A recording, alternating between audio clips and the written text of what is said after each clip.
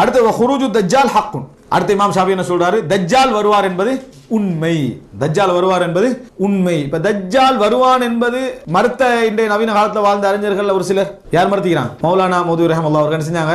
தஜ்ஜால் வந்து அல் ரசாயில் வல் மசாயில் அப்படி என்கின்ற நூலில் அவர் சொல்றாரு, தஜ்ஜால் வர விஷயத்துல ரசூலுல்லாஹ்வே ஒரு டவுட்ல தான் இருந்தாங்கன்றார். அதாவது ஹதீஸ் குர்ஆனுக்கு முரண்படுதுன்னு மறுக்கலாம் இல்ல, ரசூலுல்லாஹ் தஜ்ஜால் வரணும்னு சொன்னாங்க தான், அவங்களுக்கே டவுட்ன்ட்டாங்க. அதனால தான் ஒரு தடவை இங்கிலால வருவார், அந்த பக்கத்தில் வருவார், இந்த மஷ்ரிக்ல வருவார், அஸ்பஹான்ல வருவார், இப்படி ஒவ்வொரு தடவை சொன்னாங்க.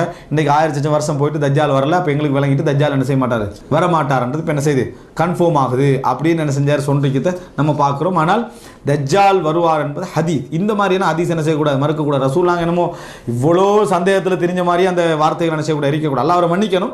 ஆனால் இந்த வார்த்தை என்னது, அது பிழையான ஒரு வார்த்தை. இந்த மாதிரி அவர் மறுத்தார் என்ற செய்தியை பார்க்கிறோம். தஜ்ஜால் வர சம்பந்தமாக ஏராளமான ஹதீஸ்களை நம்ம என்ன செய்கிறோம் பார்க்கிறோம்.